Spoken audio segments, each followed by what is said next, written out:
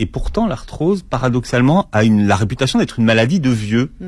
C'est vrai. Bien plus tard, en fait. C'est vrai qu'on associe l'arthrose à une fatalité liée à l'âge. Alors, il est vrai que ce cartilage repose sur le fonctionnement de ces chondrocytes qui sont en charge de régénérer le cartilage. Et ces chondrocytes, plus on vieillit, moins on en a. Donc, effectivement, il y a bien une fatalité liée à l'âge. Mais on est quand même plus de 10% à avoir moins de 40 ans et à avoir de l'arthrose. Donc l'idée c'est, ok, certes les années qui passent ne nous aident pas, mais comment on fait quand l'arthrose s'invite dans votre vie plus tôt? 40 ans, vous avez cherché une explication, vous étiez très sportive. Oui, j'étais un peu la caricature de la working girl, vous voyez, beaucoup de café, beaucoup de tabac, beaucoup de sport aussi. Bref, beaucoup de choses acidifiantes, je savais pas trop à quoi je ne connaissais pas ce terme-là, mais effectivement, beaucoup de stress en fait. J'enchaînais les marathons, j'enchaînais une 20aine d'heures de sport par semaine. Et effectivement, cette arthrose, elle m'est tombée dessus du jour au lendemain. C'est-à-dire que c'est vraiment comme ça que ça arrive. Le lundi, tout va bien. Le mardi, je n'arrive plus à monter le trottoir.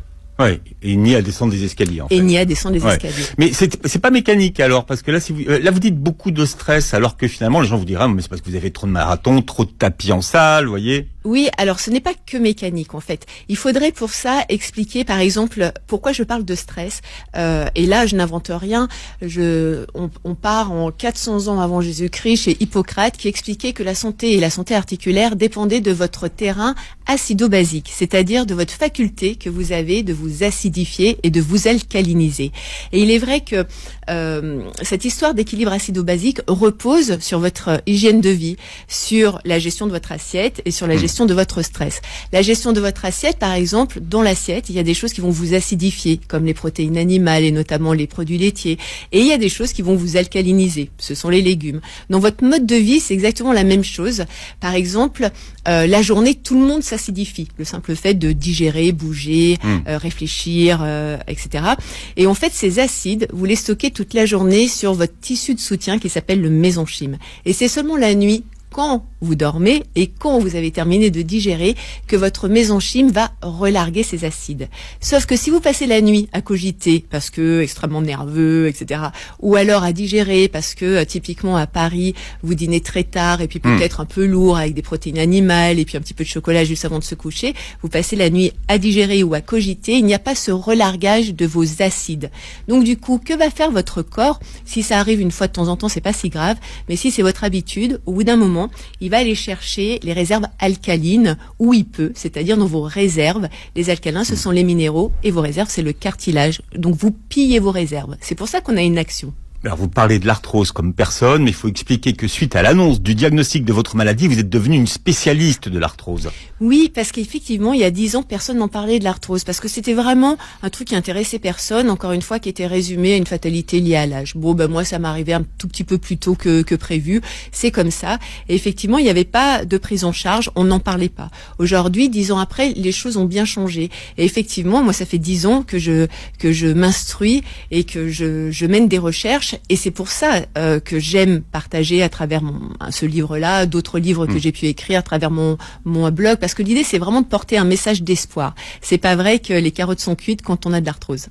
Même si vous l'écrivez dans votre livre, votre méthode n'est pas révolutionnaire, c'est pas une méthode à base de jus, de pissenlit ni de magie, c'est que du bon sens. Vous voyez, c'est que du bon sens et il n'y a rien de révolutionnaire puisque j'ai déjà commencé à vous parler d'Hippocrate. Donc vous voyez, j'ai absolument rien inventé. Hippocrate qui disait que si quelqu'un désirait la santé, il faudrait d'abord lui demander s'il est prêt à supprimer les causes de sa maladie. C'est tellement juste, j'adore cette citation, ce qui veut dire qu'on doit être vraiment acteur en fait. Et justement, ne pas considérer encore une fois cette arthrose comme une fatalité contre laquelle on ne peut rien faire.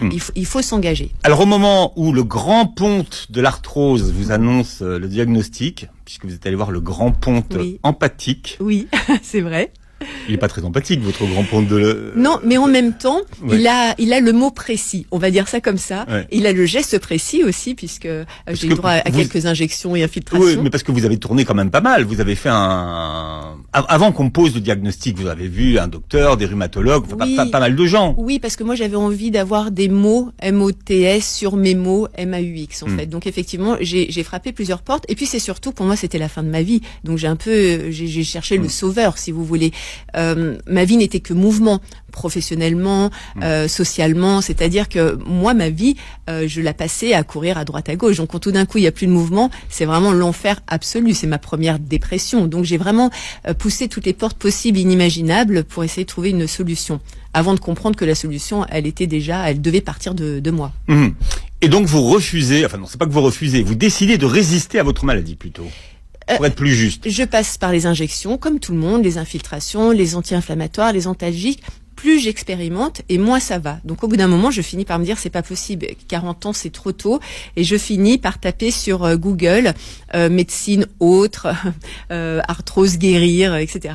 Et c'est ainsi que je tombe sur des articles sur ces médecines holistiques auxquelles je ne comprenais absolument rien, et je tombe effectivement sur un premier livre sur le jeûne. Voilà, et c'est comme ça que le jeûne est entré dans ma vie. Le jeûne thérapeutique, puisque aujourd'hui vous conduisez des stages de jeûne. Absolument. Alors en France, ce sont des jeûnes qu'on appelle de bien-être, qui sont pas thérapeutiques. Thérapeutique, c'est avec une prise en charge médicale. Moi, je ne suis pas médecin, je suis naturopathe.